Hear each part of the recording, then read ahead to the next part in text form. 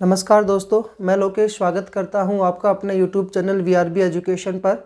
दोस्तों, अपन ने जो स्पेशल अग्निवीर आर्मी के लिए जो बैच स्टार्ट किया हुआ है उसमें या अदर जितने भी कॉम्पिटिटिव एग्जाम्स हैं उनके लिए भी नदी तंत्र वेरी इंपॉर्टेंट पॉइंट है। और इसी नदी तंत्र में हमने पीछे वाली जो वीडियो थी उसमें सिंधु, झेलम, चिनाब, रावी, व्यास, सतलज इन नदी तंत्र टॉपिक को अच्छे से क्लियर कर लिया था। दोस्तों, आज इसी टॉपिक को आगे बढ़ाते हुए अपन पहुंच चुके हैं एक अगले पड़ाव के ऊपर। हमने भारत के भौतिक प्रदेश जो चैप्टर था उसको 4 भागों में विभाजित करते हुए पढ़ने का जो वायदा था वो आपसे किया था, यानी इसके 4 भाग होते हैं। और 4 भागों में से पहले हमने पढ़ लिया था उत्तर का पर्वतीय या उत्तर पूर्वी पर्वतीय प्रदेश। जिस उत्तर पूर्वी पर्वतीय प्रदेश जो है इसको हिमालय पर्वतमाला के नाम से भी जाना जाता है। तो इसमें हमने हिमालय वाले टॉपिक को क्या कर लिया था, अच्छे से कंप्लीट कर लिया था और आपको उम्मीद है कंठस्थ भी हो गया होगा ये वाला टॉपिक। उसके बाद दूसरा टॉपिक जो था दोस्तों, ये हमने डाला था मध्यवर्ती जलोढ़ मैदानी प्रदेश। ये जो जलोढ़ मैदानी प्रदेश है इसके अंतर्गत नदियां जो है उनको 3 भागों में हमने बांटा था, या 3 पार्टों में हमने इस टॉपिक को डिवाइड किया है। जलोढ़ मैदानी प्रदेश को सबसे पहला टॉपिक इसमें हमने डाला था सिंधु सतलज मैदानी प्रदेश। इस सिंधु सतलज के अंतर्गत जो 6 बड़ी नदियां आती हैं उस टॉपिक को हमने अच्छे से कवर कर लिया। अब बाकी बची है इसमें ब्रह्मपुत्र का मैदानी प्रदेश और एक आता है जी गंगा यमुना का मैदानी प्रदेश। उस चैप्टर को दोस्तों इसमें क्लियर करते हैं और आपका फिर ये भारत के भौतिक प्रदेश का दूसरा टॉपिक क्या हो जाएगा, कंप्लीट हो जाएगा। तो आज स्टार्ट करते हैं ब्रह्मपुत्र का मैदानी प्रदेश या गंगा यमुना का मैदानी प्रदेश। ब्रह्मपुत्र का मैदानी प्रदेश दोस्तों हेडिंग होगा अपना आज का टॉपिक है। पहले ब्रह्मपुत्र का मैदानी प्रदेश देखिएगा। उद्गम वही जैसे पॉइंट टू पॉइंट चले हैं उसी प्रकार से अपन इसमें पॉइंट टू पॉइंट चलते हैं। उद्गम तिब्बत से होता है। तिब्बत में कौन सा हिमालय आता है, ट्रांस हिमालय आता है। कौन सी पर्वतमाला आती है, कैलाश पर्वतमाला आती है। तो तिब्बत के ट्रांस हिमालय के कैलाश पर्वतमाला से। अब दोस्तों यहाँ पर भी वही सेम टू सेम पॉइंट है जो मैंने आपको पहले बताया था, झील। तो झील कौन सी आ गई, मानसरोवर झील। यानी कि जो सिंधु, सतलज और ब्रह्मपुत्र तीनों का उद्गम स्थल सेम टू सेम है, बस ग्लेशियर चेंज हो रहे हैं और इनका जहाँ से नाम उद्गम, जहाँ पर नाम अलग होता है तो वो चेंज हो रहा है। वो थोड़ा सा आप ध्यान से देखिएगा। तो मानसरोवर झील से निकली, यहाँ पर ग्लेशियर का नाम क्या आता है, तो ग्लेशियर का नाम है जी चोमो लुंगदुंग ग्लेशियर। चोमो लुंगदुंग ग्लेशियर से निकलती है। तो ये हो गया इसका उद्गम। जब हमने पढ़ा था बोखरचू ग्लेशियर, तो दोस्तों उसका जो रियल नाम बोखरचू ग्लेशियर जो था वहाँ से कौन सी नदी निकली थी, सिंधु नदी निकली।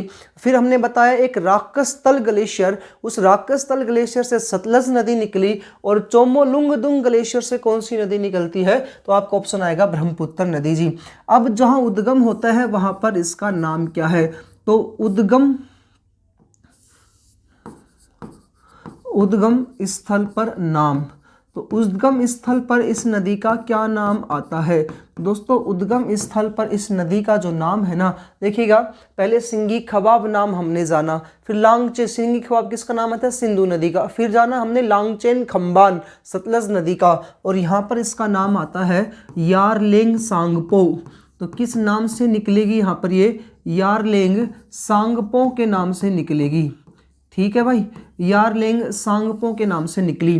पॉइंट ये है कि 2900 किलोमीटर लंबी, कितने किलोमीटर लंबी, 2900 किलोमीटर लंबी ब्रह्मपुत्र नदी तिब्बत के ट्रांस हिमालय के कैलाश पर्वतमाला के मानसरोवर झील के चोमोलुंगदुंग ग्लेशियर से यारलेंग सांगपो के नाम से निकलती है। ठीक है भाई, इतना ओके। आगे है भारत में प्रवेश। भारत में प्रवेश, तो भारत में प्रवेश अरुणाचल प्रदेश में होगा। यांगयाप जो दर्रा था यहाँ पर, यांगयाप दर्रे से, तो यांगयाप दर्रा कहाँ पर आता है, अरुणाचल प्रदेश में। अरुणाचल प्रदेश में इसका क्या होता है, प्रवेश होता है। तिब्बत से निकल करके भारत में इसका जो प्रवेश होता है वो यारलांग, यांगयाप या यारलांग दर्रे से होता है। यांगयाप या यारलांग दर्रा, यहाँ से इसका क्या होता है, प्रवेश होता है अरुणाचल प्रदेश में।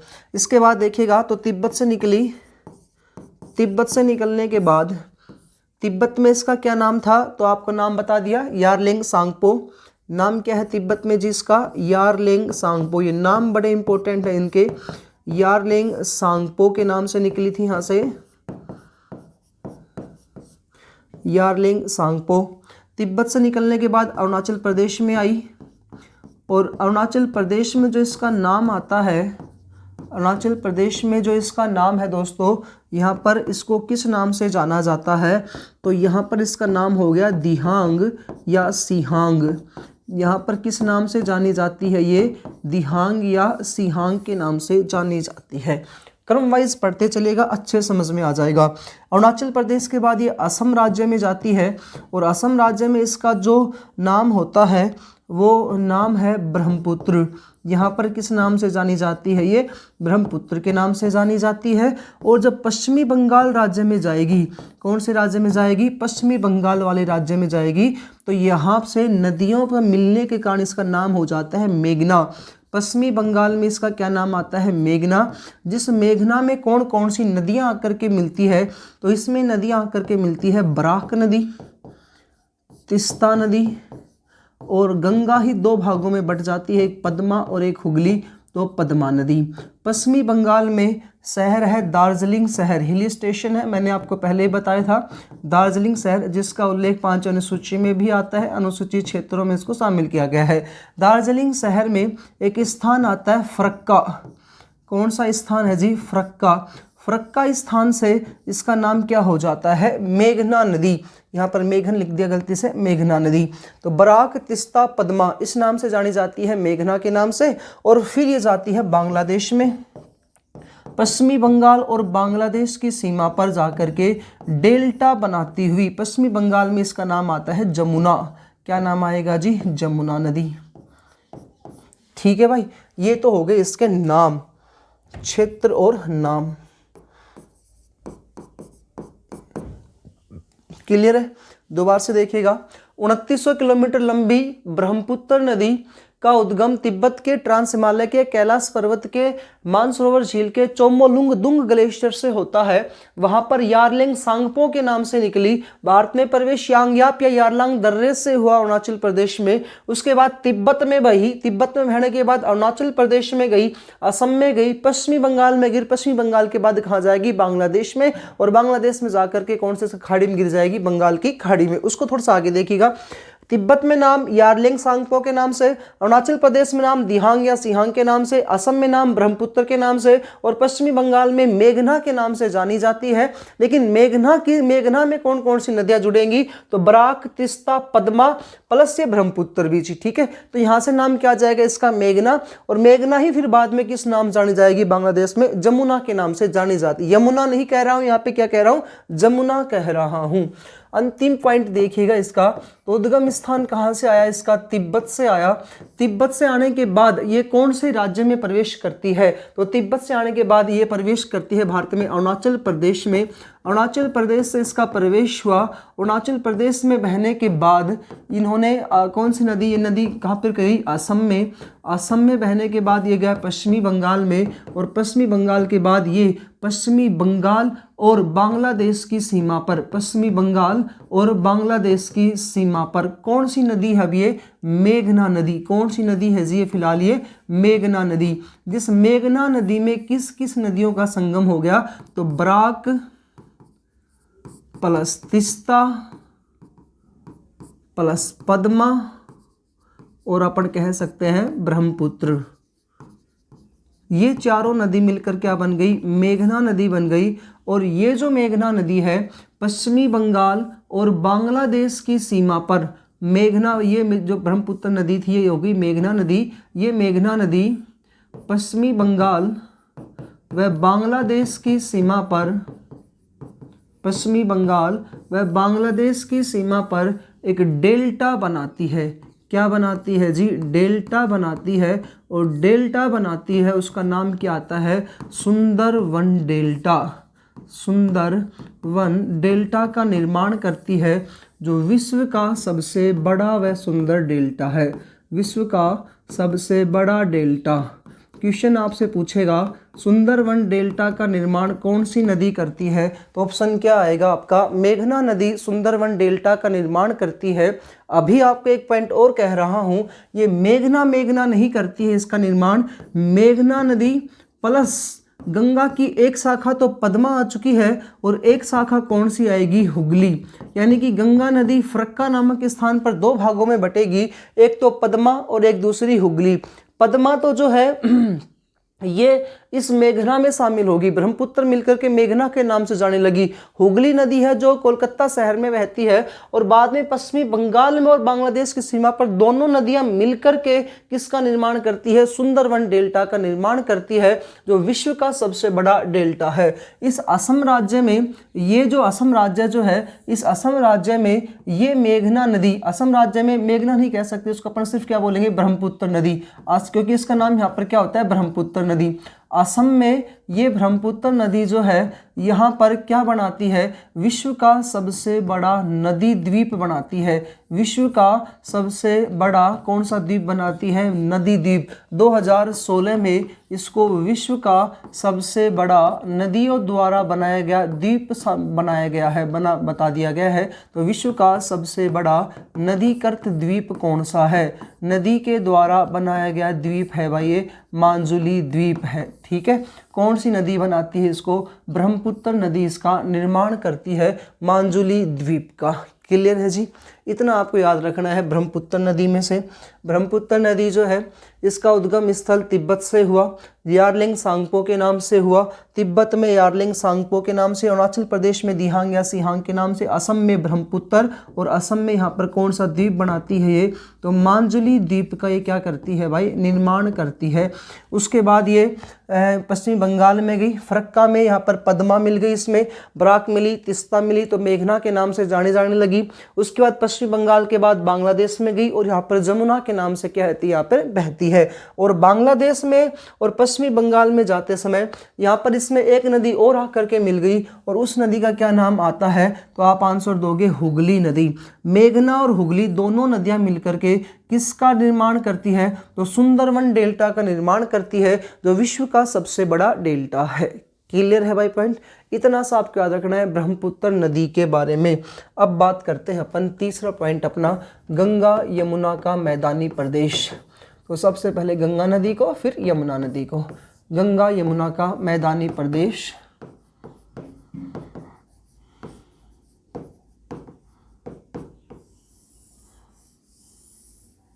गंगा यमुना का मैदानी प्रदेश। हेडिंग होगा गंगा नदी, मानो तो मैं गंगा माँ हूँ, ना मानो तो बहता पानी।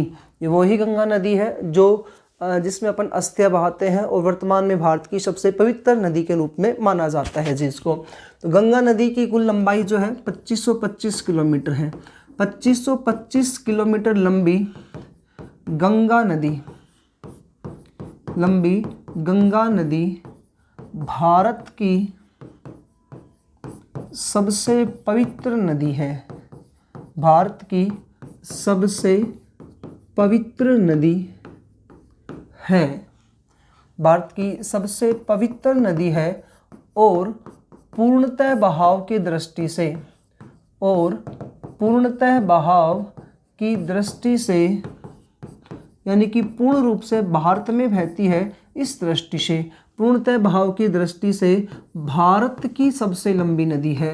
भारत की कैसी नदी है जी, ये सबसे लंबी नदी है। और आपको पता भी है गंगा नदी जो है भारत की राष्ट्रीय नदी भी है। भारत की कैसी नदी है जी, राष्ट्रीय नदी भी है। ये कुछ फैक्ट्स हैं, देख लेते हैं। सबसे पहले 1986 में, कब, 1986 में गंगा नदी 1986 में 1986 में क्या हुआ कि राजीव गांधी के प्रधानमंत्री के समय में गंगा नदी में पारिस्थितिकी में सुधार आंदोलन चलाया गया, यानी कि गंगा नदी में स्वच्छता अभियान चलाया गया। सबसे पहले कब चलाया गया था, 1986 में। 1986 में गंगा पारिस्थितिकी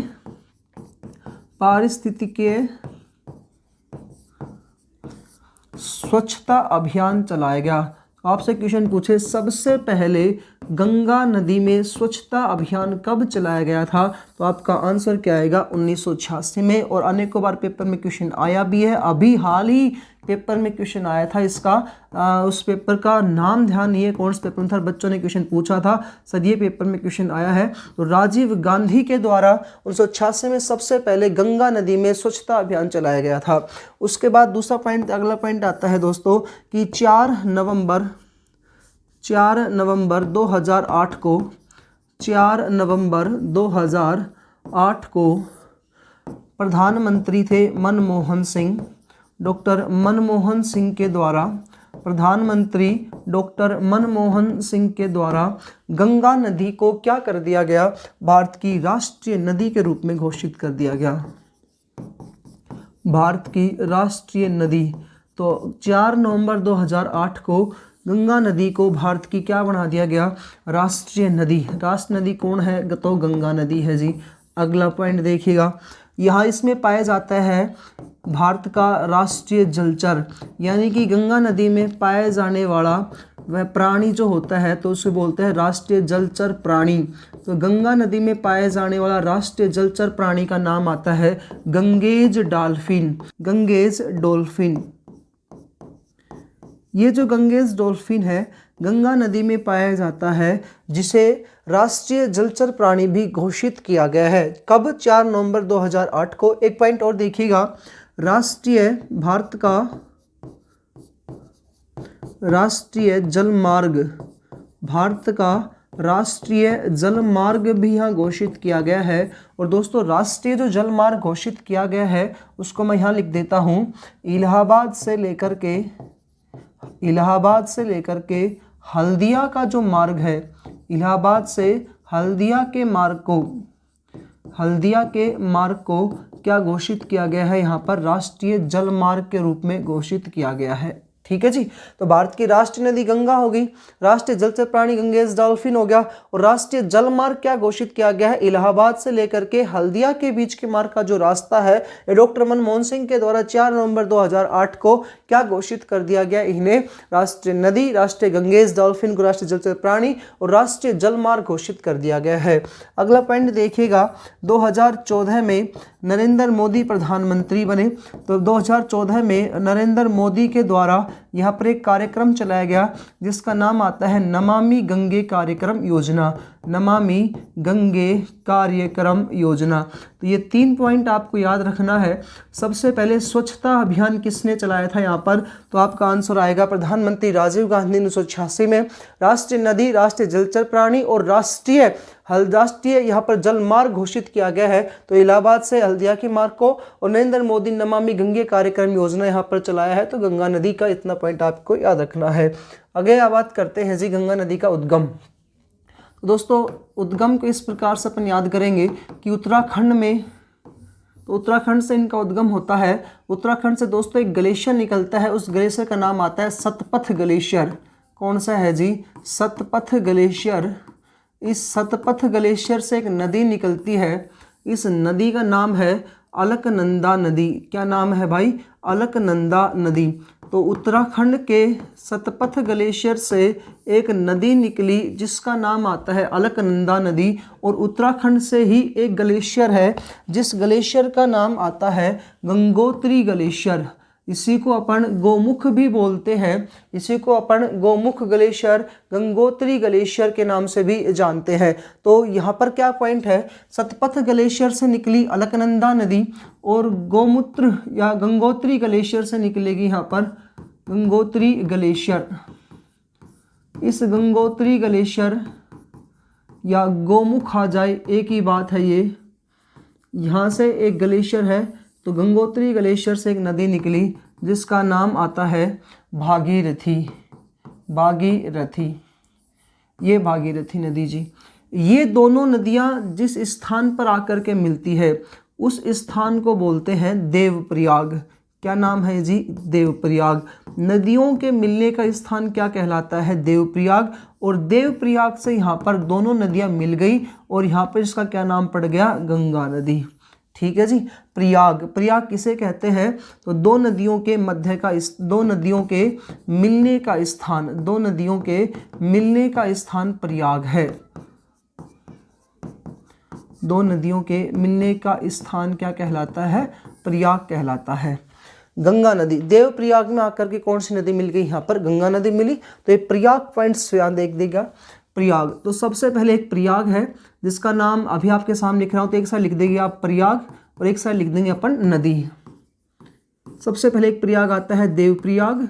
देवप्रयाग में कौन कौन सी नदियाँ आकर के मिल गई, तो अलकनंदा और भागीरथी प्लस भागीरथी नदी देवप्रयाग में आके मिली। दूसरा प्रयाग दोस्तों इसमें आता है रुद्रप्रयाग, और रुद्रप्रयाग में जो नदी आकर के मिलती है उसका नाम आता है अलकनंदा और मंदाकिनी। रुद्रप्रयाग, दूसरे प्रयाग का नाम आता है रुद्रप्रयाग, और इसमें कौन कौन सी नदी आकर मिली, अलकनंदा और मंदाकिनी नदी, मंदाकिनी नदी।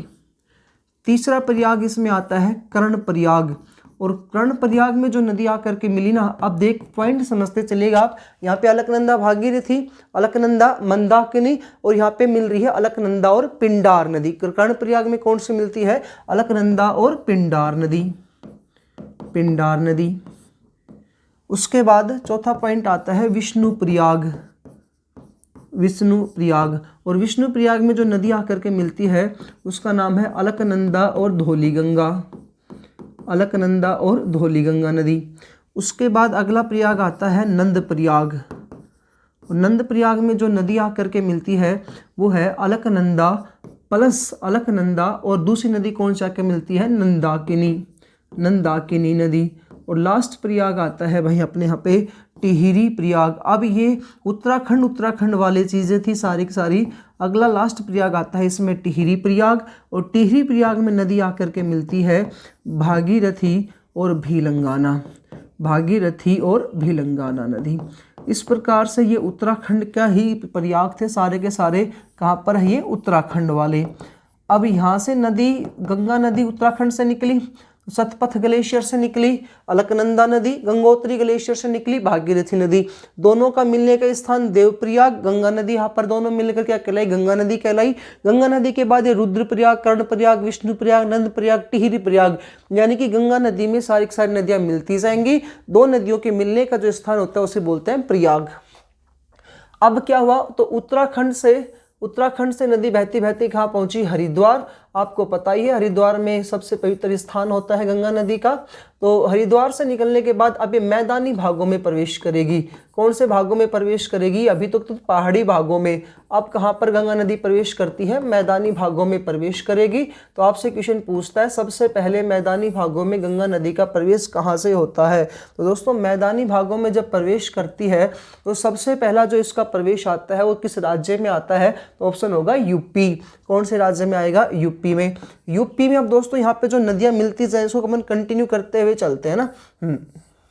यूपी में अब गंगा नदी में, यूपी में यहाँ पर एक सबसे पहले जो नदी आकर के मिलती है उसका नाम आता है रामगंगा नदी। और रामगंगा नदी जो है ये कौन से स्थान पर आकर के मिलेगी, कन्नौज स्थान पर। तो यहाँ पर है गामगंगा और गामगंगा नदी और गंगा नदी, ये कहाँ पर आके मिलती है, तो कन्नौज वाले स्थान पर। दूसरा गंगा और यमुना, ये आपको पता है सबसे इम्पोर्टेंट है, गंगा और यमुना, और ये है इलाहाबाद वाले क्षेत्र में। दिल्ली, आगरा, मथुरा ये यमुना नदी किनारे स्थित आते हैं, और इलाहाबाद में यहाँ पर एक प्रयाग बनाते हैं, जिस प्रयाग को आपको पता ही है क्या कहा जाता है, तीर्थराज प्रयाग।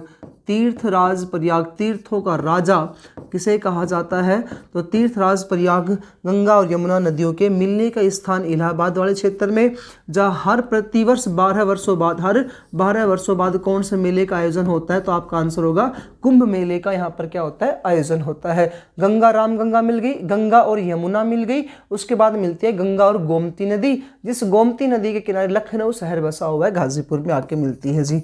तो गंगा प्लस गोमती, ये नदियाँ इससे मिली कहाँ पर, गाजीपुर स्थान पर। कहाँ पर मिली भाई, गाजीपुर वाले स्थान पर। इस गोमती नदी के किनारे कौन सा शहर बसा हुआ है, लखनऊ शहर। तो यूपी की राजधानी कौन सी है, लखनऊ। लखनऊ शहर कौन सी नदी की राजधानी, लखनऊ शहर किस नदी किनारे बसा हुआ है, तो गोमती नदी किनारे। उम्मीद है दोस्तों यूपी की नदियों के बारे में आपको समझ में आया होगा। ये 3 नदियाँ क्या आती हैं, यूपी में आती हैं, ठीक है जी। तो यूपी से यहाँ पर हो गया ये वाला पॉइंट आपका। बात करते हैं यूपी के बाद इसका स्थान जाता है बिहार में। और बिहार में दोस्तों सबसे पहले जो इससे नदी मिलती है आकर के यहाँ पर, ये पॉइंट टू पॉइंट आप समझते चलोगे, अच्छे से आपको याद होता चलेगा। बिहार में सबसे पहले एक नदी आकर मिलती है घाघरा नदी, और घाघरा नदी से मिलती है छपरा में। गंगा प्लस घाघरा यानी सहायक नदियां हैं। घाघरा नदी इसको मिलकर कहाँ पर मिलती है, छपरा में आकर के मिली। दूसरी नदी इसमें मिली जी गंगा में यहाँ पर, और ये तो इम्पोर्टेंट है ही क्योंकि पटना, बिहार की राजधानी पटना इसी नदी के किनारे स्थित है। तो गंगा और कोसी नदी, गंगा और कोसी नदी, ये पटना शहर किस नदी किनारे आता है, तो आंसर आएगा आपका कोसी नदी के किनारे। तीसरा पॉइंट आता है दोस्तों इसमें, गंगा और सोन नदी, गंगा और सोन नदी। सोन नदी आकर के इससे मिलती है आरा जिले में। इस प्रकार से ये था जी अपना बिहार वाला सीन आपका।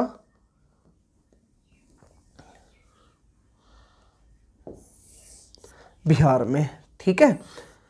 पहले उत्तराखंड से निकली, उत्तराखंड से निकल करके फिर ये कहाँ पर बहती बहती कहाँ गई, हरिद्वार। हरिद्वार में फिर ये मैदानी भागों में प्रवेश कर गई, मैदानी भागों में यूपी में आई, यूपी में बहती बहती फिर ये कहाँ पहुँच गई, बिहार में पहुँच गई। इस प्रकार से क्लियर है जी।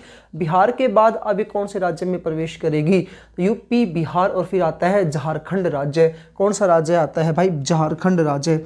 झारखंड राज्य की बात करते हैं तो दोस्तों यहाँ पर एक सबसे इम्पोर्टेंट जो नदी आती है, आपने बहुत बार इसका नाम भी सुना होगा। इस नदी का नाम आता है दामोदर नदी घाटी परियोजना, और एक नदी आती है इसमें महानदी, ठीक है भाई, दामोदर नदी घाटी।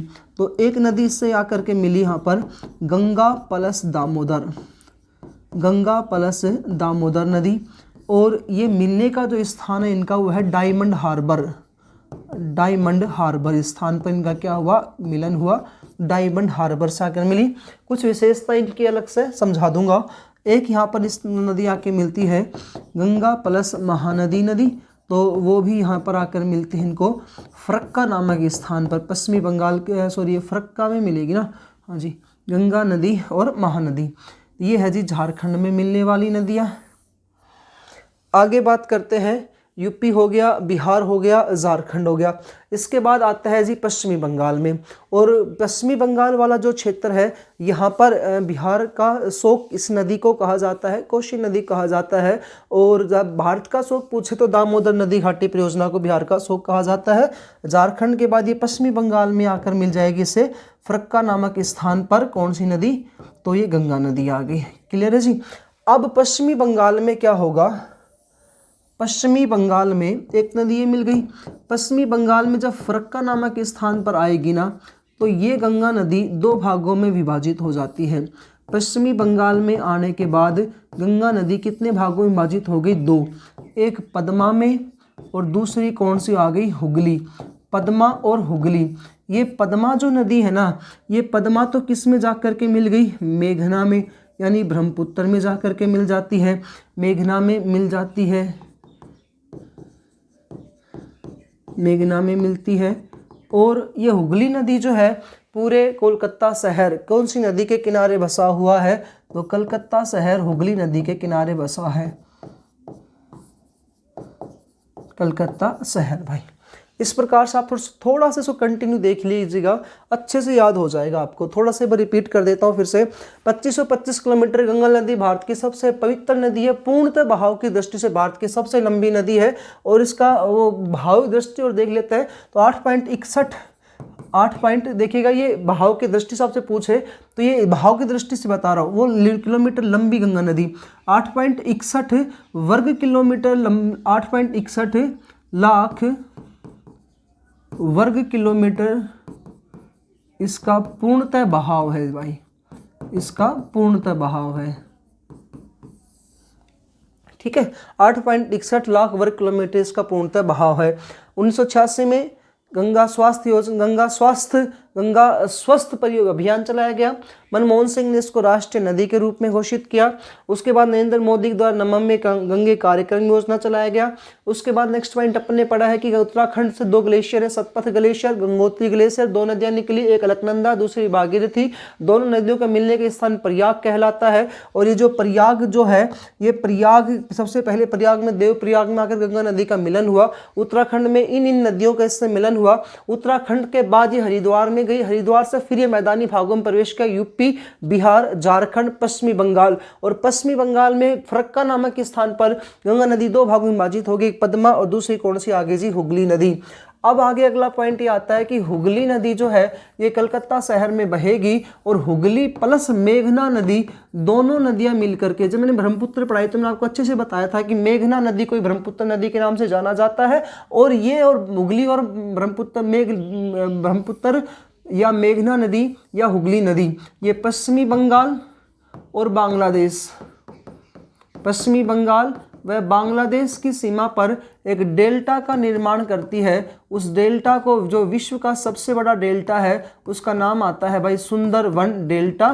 तो सुंदरवन डेल्टा का क्या करती है, ये निर्माण करती है। कौन कौन सी नदियाँ, हुगली नदी और मेघना नदी। इस प्रकार से फिर ये लास्ट में हुगली नदी जो है सुंदरवन डेल्टा का निर्माण करेगी और फिर लास्ट में गंग सागर नामक गंगा जो है गंग सागर में जाकर गंग सागर में मिल जाती है और फिर बंगाल की खाड़ी में मिल गई, बंगाल की खाड़ी में गिर जाती है। ये था जी आपका गंगा नदी का। अब बात करते हैं यमुना नदी का। थोड़ा सा एक पॉइंट देख लीजिएगा, यमुना नदी 1375 किलोमीटर लंबी यमुना नदी उद्गम उत्तराखंड से, उत्तराखंड के ग्लेशियर का नाम आता है यमुनोत्री ग्लेशियर या बंदरपूछ स्थान से, यमुनोत्री ग्लेशियर या बंदरपूछ स्थान से जिसका क्या होता है, उद्गम होता है। ठीक है, तो बंदरपूछ स्थान से उद्गम होता है और ये यहाँ से उत्तराखंड से निकलने के बाद यूपी में आई और यूपी में आकर के अभी अभी हमने पढ़ा था किस नदी में आकर के मिल गई, गंगा में। तो गंगा और यमुना का हो गए यहाँ पर मिलन और गंगा यमुना का जहाँ पर मिलन होता है उसे बोलते हैं तीर्थराज प्रयाग। तीर्थराज प्रयाग, सबसे बड़ा प्रयाग किसे माना जाता है, तो तीर्थराज प्रयाग को माना जाता है, जहाँ प्रति 12 वर्षों बाद क्या लगता है जी, कुंभ का मेला लगता है। प्रति 12 वर्षों बाद कौन से मेले का आयोजन होता है, तो कुंभ मेले का आयोजन होता है, जो भारत में सबसे बड़ा सांप्रदायिकता का भावना का सबसे बड़ा मेला होता है। इसके अलावा बात करें कि यमुना नदी के किनारे दिल्ली शहर बसा हुआ है, तो राष्ट्रीय राजधानी दिल्ली है, आगरा है, मथुरा है। इसके अलावा ये हरियाणा वाले क्षेत्र में भी इसका सीमा है, यूके हरियाणा में भी है। और बात करें कि ताजमहल जो है वो कौन सी नदी किनारे स्थित है, तो ऑप्शन आ जाएगा यमुना नदी किनारे होता है जी। कुछ इंपॉर्टेंट पॉइंट देख लीजिएगा। दामोदर नदी, दामोदर नदी जो पश्चिमी बंगाल के डायमंड हार्बर में आकर के इससे मिली थी, डायमंड हार्बर, दामोदर नदी डायमंड हार्बर पश्चिमी बंगाल में मिलती है। डायमंड हार्बर में, डायमंड हार्बर स्थान पर गंगा में मिलती है,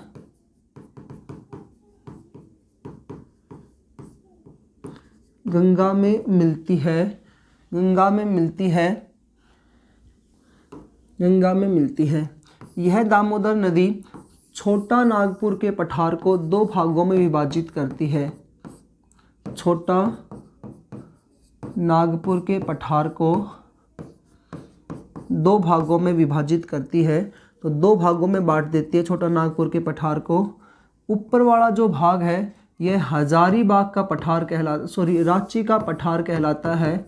ऊपर वाला भाग जो है वो रांची का पठार, झारखंड की राजधानी रांची, तो रांची का पठार कहलाता है। जबकि दक्षिणी भाग जो है वो हजारीबाग का पठार कहलाता है। रांची का पठार और हजारीबाग का पठार। रांची का पठार कौन सा कहलाएगा?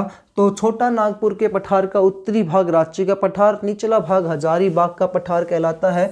यह छोटा नागपुर का पठार भारत का खनिजों की दृष्टि से, भारत का खनिजों की दृष्टि से, खनिजों की दृष्टि से रुर क्षेत्र है। रुर क्षेत्र का दोस्तों यहाँ पर है सबसे धनी क्षेत्र, सबसे धनवान क्षेत्र कौन सा आता है? तो आपका ऑप्शन में आएगा छोटा नागपुर का पठार। दामोदर नदी, दामोदर नदी डायमंड हार्बर स्थान पर गंगा नदी में मिल जाती है। यह दामोदर नदी छोटा नागपुर के पठार को दो भागों में विभाजित कर देती है। उत्तरी भाग रांची का पठार, निचले भाग दक्षिणी भाग हजारीबाग का पठार कहलाता है। छोटा नागपुर पठार भारत का खनिजों की दृष्टि से सबसे रुर क्षेत्र आता है। गोमती नदी किनारे लखनऊ शहर बसा हुआ हमने बता दिया है। एक शारदा नदी आती है, जो शारदा नदी जो है इसी को एक काली नदी भी कहा जाता है। ये शारदा या जो काली नदी जो है ना, ये शारदा और जो काली नदी है दोस्तों, यहाँ पे पॉइंट है कि भारत व नेपाल की सीमा का निर्धारण करती है। भारत व नेपाल की सीमा का निर्धारण करने वाली कौन सी नदी आती है? तो ऑप्शन आएगा इसमें शारदा नदी।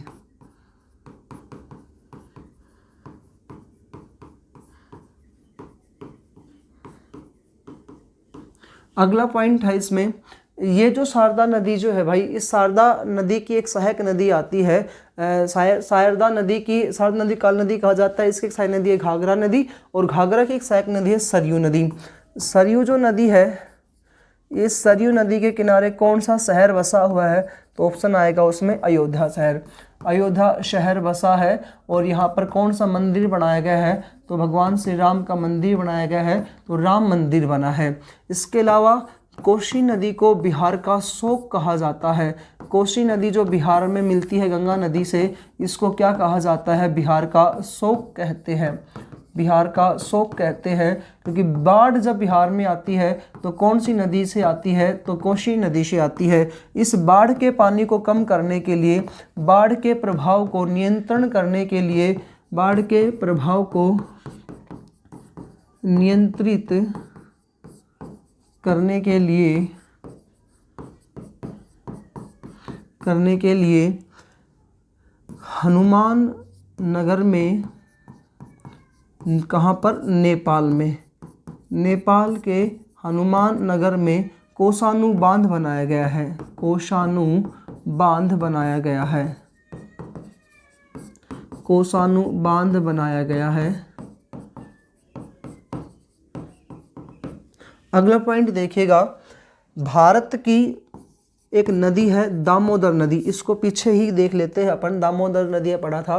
दामोदर नदी जो है यह प्रथम बहुउद्देशीय नदी घाटी परियोजना है। प्रथम बहुउद्देशीय नदी घाटी परियोजना, भारत की प्रथम बहुउद्देशीय नदी घाटी परियोजना कौन सी आएगी? तो ऑप्शन होगा दामोदर नदी घाटी परियोजना आएगी। इसको भारत के प्रथम पंचवर्षीय योजना के तहत लागू किया गया था। तो प्रथम पंचवर्षीय योजना के तहत, प्रथम पंचवर्षीय योजना में लागू हुई थी। एक पॉइंट और देखिएगा, ये जो बहुउद्देशीय नदी घाटी परियोजना दामोदर नदी है, इस दामोदर नदी को भारत का शोक कहते हैं। भारत का शोक कहा जाता है, क्योंकि जब इसमें बाढ़ आती है तो बंगाल, बिहार, उड़ीसा जो है इससे काफ़ी प्रभावित क्षेत्र होते हैं, और बाढ़ को कंट्रोल में करने के लिए यहाँ पर नदी घाटी परियोजनाएं बनाई गई थी, जिसे भारत का बहुउद्देशीय नदी घाटी परियोजना भी कहा जाता है। प्रथम पंचवर्षीय योजना के तहत ये बनाया गया था जी। तो दोस्तों ये आपका पॉइंट था आज का। गंगा यमुना का मैदानी प्रदेश, यमुना नदी के बारे में जाना, गंगा नदी जो है इसके प्रवाह क्षेत्र के बारे में जाना, दामोदर नदी, जो भी इंपॉर्टेंट जितने पॉइंट्स आए हैं, कोसी नदी, दामोदर नदी, सरयू नदी, कौन सी नदी कौन से शहर के किनारे स्थित है, कौन शहर कौन सी नदी किनारे है, सब कुछ मैंने आपको डिटेल से बताया। यदि आपको वीडियोज अच्छी लगती है तो लाइक करें, चैनल को सब्सक्राइब करें। मिलते हैं दोस्तों अन्य वीडियो में। जय हिंद, जय भारत।